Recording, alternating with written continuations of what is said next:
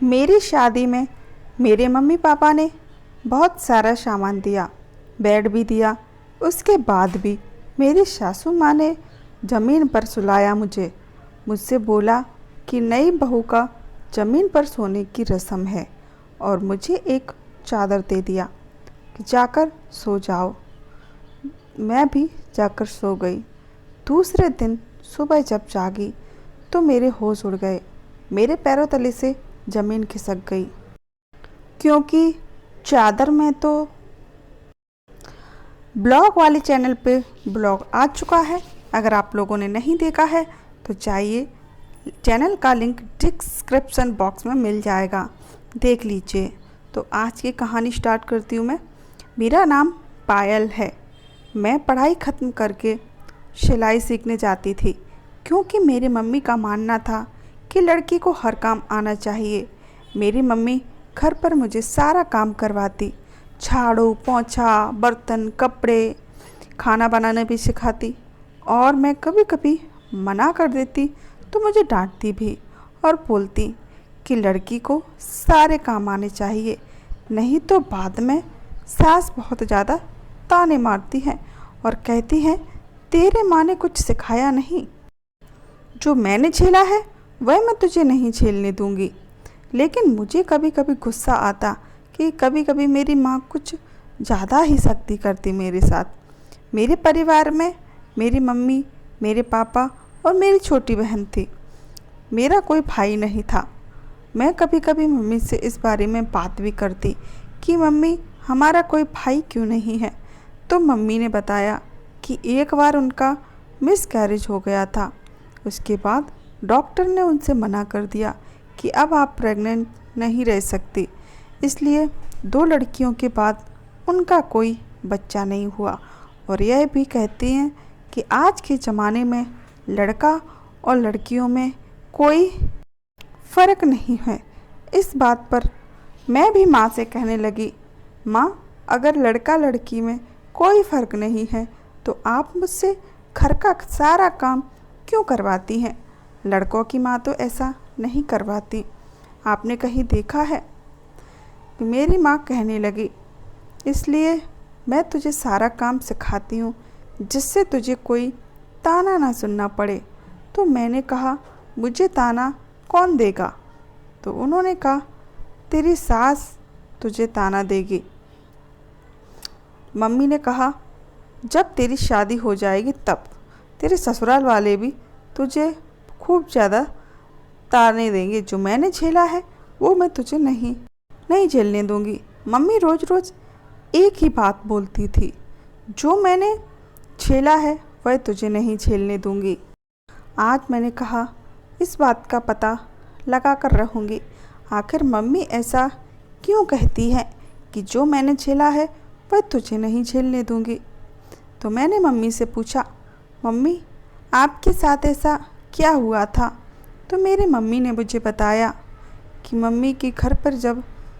मेरी मम्मी के घर पे नानी नहीं थी, यानी कि मेरी मम्मी की मम्मी नहीं थी। जब छोटी थी तब मेरी नानी गुजर गई थी, तो मेरी मम्मी को सिखाने वाला कोई नहीं था घर पर, तो उनको खाना बनाना, घर का काम करना नहीं आता था। तो जब उनकी शादी हुई और वो यहाँ पर आई, फिर मम्मी ने बताया कि शादी के बाद मेरी सासू माँ ने बोला कि खाना बना दो। तो मैंने कहा माँ जी मुझे खाना बनाना नहीं आता, तो घर का कोई काम करना नहीं आता, कम से कम उन्होंने मुझे सिखाया नहीं।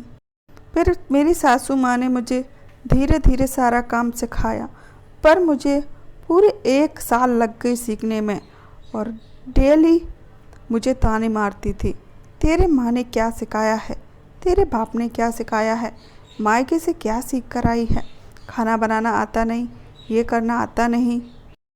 मैं वह साल पूरी ज़िंदगी में नहीं भूल सकती, इसलिए मैं तुझे कह रही हूँ कि घर का सारा काम सीख लो, नहीं तो बाद में बहुत मुश्किल होती है।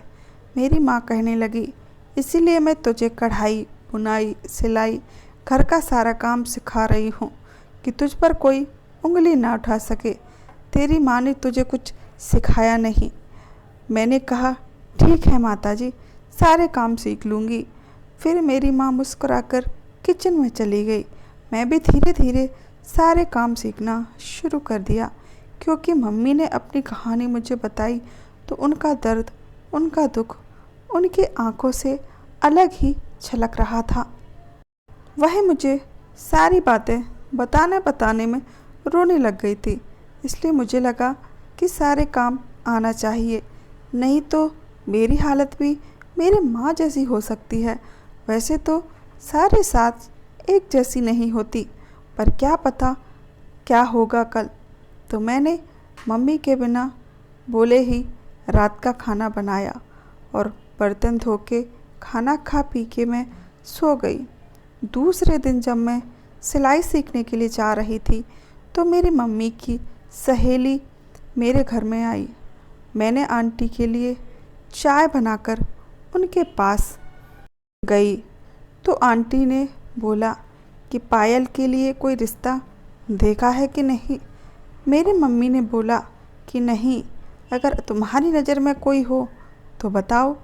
आंटी ने मेरे लिए एक बहुत अच्छा रिश्ता बताया।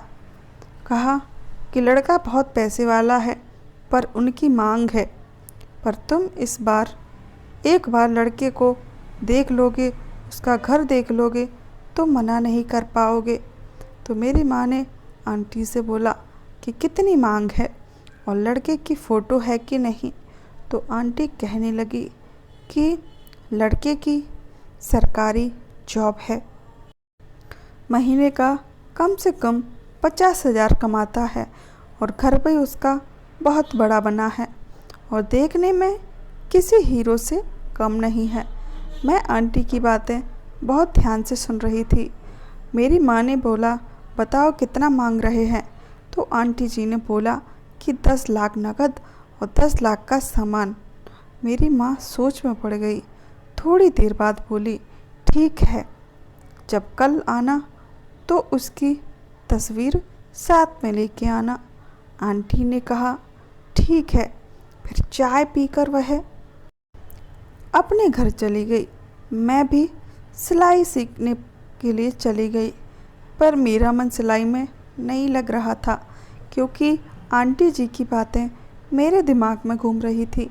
उन्होंने कहा था कि लड़का बहुत ज़्यादा सुंदर है, किसी हीरो से कम नहीं है। तो मेरा मन भी यही कर रहा था कि एक बार उसकी तस्वीर देख लूं, आखिर वह कैसा दिखता है। सिलाई सीखने के बाद मैं घर आ गई। उसके बाद रात का सारा काम किया और उसके बाद फिर मैं सो गई। दूसरे दिन सुबह मुझे आंटी का इंतज़ार था। मैंने कहा मैं सिलाई सीखने जाऊं, उससे पहले आंटी मेरे घर आ जाए तो अच्छा है। मैं इंतज़ार ही कर रही थी कि आंटी मेरे घर आई और मेरी मम्मी को एक तस्वीर दी।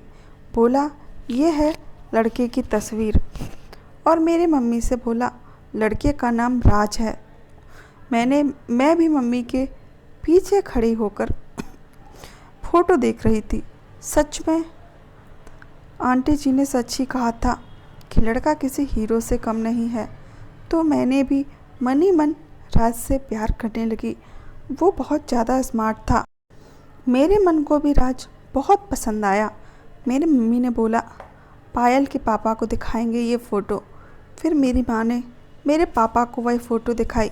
मेरे पापा को भी राज बहुत ज़्यादा पसंद आया। उन्होंने बोला कि लड़के के घर वाले अच्छे हुए तो हम यह रिश्ता पक्का कर देंगे।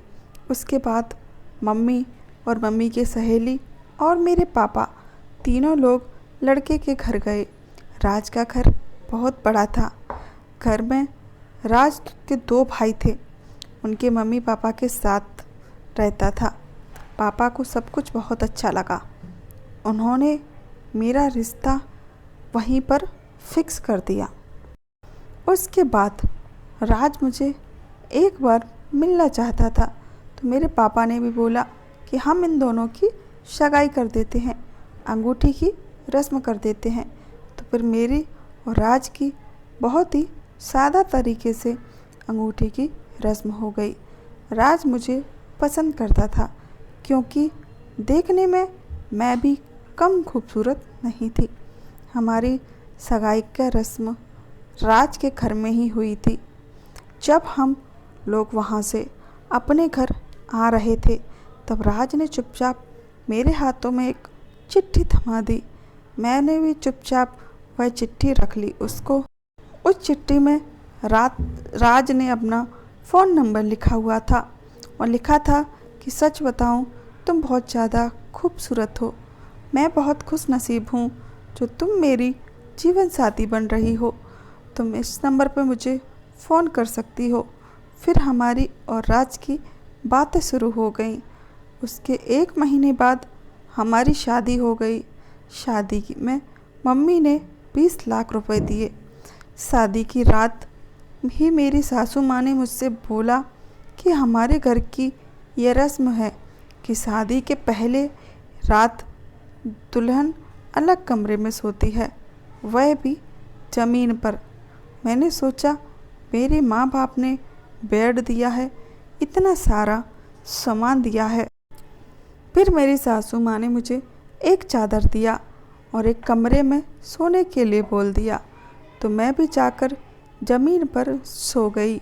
जब सुबह हुआ तो मुझे चादर में कोई चीज़ दिखी, कोई कागज़ सा था। मैंने उस कागज़ को उठाया, उसमें कुछ लिखा था। वह चिट्ठी तो मेरे पति राज ने लिखी थी। उसमें लिखा था, पायल, मैं तुमसे बहुत प्यार करता हूँ, पर मैं तुम्हें छोड़कर जा रहा हूँ। आज एक ऐसा सच बताने जा रहा हूँ कि हम लोग फ्रॉड लोग हैं और ऐसे ही अमीर लड़कियों को फंसाते हैं और उनसे शादी करके सारे दहेज के पैसे लेकर भाग जाते हैं। और उन लड़कियों को जिनसे मैं शादी करता हूँ उनको मैं बेच देता हूँ। पर मैं तुमसे सच में प्यार करने लगा था, लेकिन मैं तुम्हारी ज़िंदगी बर्बाद नहीं कर सकता। तुम्हें मैंने छुआ तक भी नहीं है, और जो तुम्हारे सास ससुर थे वह मेरे मम्मी पापा नहीं है, वह भी सिर्फ हमारे काम का एक हिस्सा है। शायद मैं तुम्हें ज़िंदगी में कभी भूल नहीं पाऊँगा, लेकिन तुम्हारे साथ भी अपनी ज़िंदगी बिता नहीं सकता, क्योंकि मेरी ज़िंदगी का कुछ पता नहीं कि मुझे कहाँ लेकर जाएगी। यह मुझे खुद भी नहीं पता। तुम मुझे ढूंढने की कोशिश मत करना, क्योंकि मैं तुम्हें नहीं मिलूँगा। मैं एक शहर से दूसरे शहर और दूसरे शहर से तीसरे शहर में जाकर अपना काम करता हूँ। तुम किसी और से शादी कर लेना, अब शायद हमारी मुलाकात कभी ना हो। तुम्हारा राज। यह सब देखकर मेरे पैरों तले से ज़मीन खिसक गई। मैंने उठकर वहाँ से अपने घर जाने के लिए, मेरा फ़ोन भी वहाँ नहीं था, लेकिन वहाँ पर कमरे में कोने में कुछ पैसे पड़े मुझे मिल गए, जिससे मैंने रिक्शा करके अपने घर चली गई। और वहाँ जाकर सारी बातें मैंने अपने पापा को बताई। पापा ने तुरंत पुलिस में स्टेशन जाकर रिपोर्ट लिखवाई, लेकिन क्या होता, सब कुछ बर्बाद हो चुका था। मैं ठीक ठाक थी। लगभग 6 महीने लगे हमें इस हादसे से उभरने में। उसके बाद मेरे पापा ने मेरे लिए एक अच्छा सा लड़का देखकर मेरी शादी कर दी। आज मेरा लड़का भी है 5 साल का। आज भी कभी कभी मुझे राज की याद आ जाती है, लेकिन जब वह हादसा याद आता है तो मैं सब कुछ भूल जाना चाहती हूँ। उसके बाद मुझे राज कभी नहीं मिला और मैं भी अपनी ज़िंदगी में आगे बढ़ गई। यह थी मेरी कहानी। आप लोगों को कैसी लगी? अच्छी लगी हो तो चैनल को सब्सक्राइब ज़रूर कर लेना। मेरा ब्लॉग देखा कि नहीं देखा, नीचे लिंक डिस्क्रिप्शन में मिल जाएगा, ज़रूर देखना। मेरी डेली लाइफ स्टाइल। इस कहानी का ना तो किसी जिंदा व्यक्ति से संबंध है और ना ही किसी मृत व्यक्ति से संबंध है। यह तो सिर्फ एक एंटरटेनमेंट के लिए लिखी गई है। अगर अच्छी लगे तो एक लाइक ज़रूर कर देना, शेयर ज़रूर कर देना और मैं मिलती हूँ आप लोगों से नई कहानी के साथ।